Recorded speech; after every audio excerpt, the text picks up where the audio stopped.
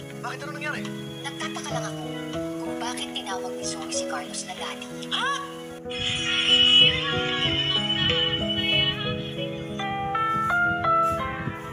Ang programang ito ay rated SPG. Striktong patnubay at gabay ng magulang ang Nga sana, nagawin ni Moira ang plano niya dito kay Lolo Pepe na dispatchahin na nga ito nung tuluyan na ngang manahimik. Subalit dahil nga sa tulong ni Zoe, ay nagawa niya na makatakas. Nangatog ang matanda, ngunit dahil sa kagustuhan niyang makalayas at makalaya nga sa poder nitong si Moira, ay ginawa niya, nilakasan nga niya ang loob niya. Tinurukan niya ng injection itong si Dax kaya naman nawalan nito ng malay. Agad-agad nga siyang gumilid konti at nang dumating nga itong si Balahadya ay napalo niya ito. Kaya naman nawalan din ito ng nahawahan ng matanda at nagmamadali na nga siya. Iika-ika pa siya sa kanyang paglalakad, mabuti na lang at sa labas nakaabang na nga itong si Zoe. Agad siyang inalalayan papuntang sasakyan kaya naman tuluyan nga siyang nakatakas. Subalit sa kalagitnaan ng daal, biglang huminto nga sila. Sinabi ni Zoe, naligtas na umano ang kanyang lolo sapagkat malayo na sila. Kung saan naroroon sila Moira, iyak si Zoe. Dito sa kanyang lolo, sinabi niya na patawarin siya at ang kanyang ina sa lahat ng mga nagawa nilang kasalanan. Hindi umano sila ganun kasama. Nagawa lang umano daw nila ang mga bagay na yun sapagkat wala silang choice at ayaw nga nilang makalat ang sekreto nga nila. Nakyan lang ng matanda ang mga sinasabi ni Zoe sapagkat gusto niyang makatakas.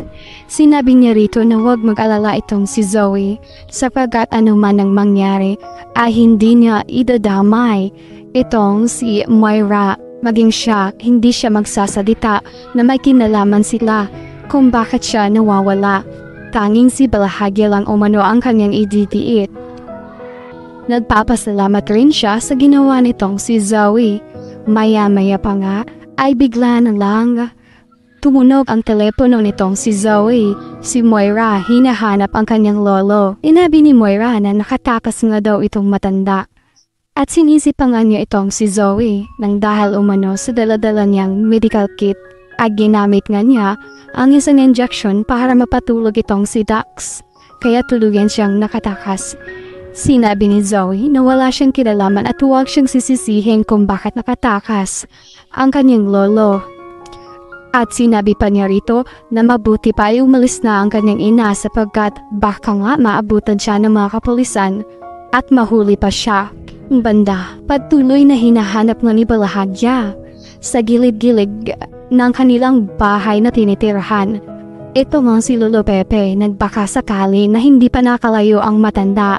Wala silang kamalay-malay, nasakay na nga ito at dala na nga ni Zoe at nasa highway na nga sila.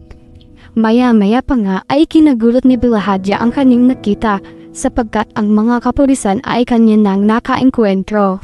Man itong si Balahadya instead na hanapin ang matanda, ay inuna na niya ang kanyang sarili upang makatakas at layuan ang mga pulis. Lalong-lalo na't nakita niya ang isang officer at kilalang-kilala nga siya dahil nga matagal na siyang tinitiktikan ng mga pulis sa gawain niyang illegal na gumagawa nga siya kidnap for ransom at marami na nga itong nabiktima. Sana nga lang ay tuloy na nga nang madakip itong si Balahadya at nang matigil na rin ang kasamaan nito. Maya-maya pa nga ay si Moira ay paalis na rin kung saan naroroon nga itong si Balahadya. Ang kamalimala itong si Moira na may mga pulis na nga na nakapasok sa kanilang lungga at hinahabol na nga itong si Balahadya. Ang naiisip lang ni Moira ay hanapin nga ang matanda sapagkat nakawala ito. Sa kabilang banda, ito nga si Zoe ay narinig naman niya itong si Lolo Pepe. Mali nga desisyon naman ito dahil bigla naman naisip ni Lolo Pepe na tawagan itong si Giselle. Tungay agad niya sinabihan itong si Giselle na kinidnap nga daw siya ni Moira at ni Zoe.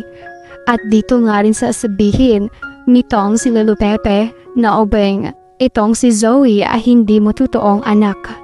Ngunit dahil sa galit naman ni Zoe, ay biglang hihilain niya ang telepono.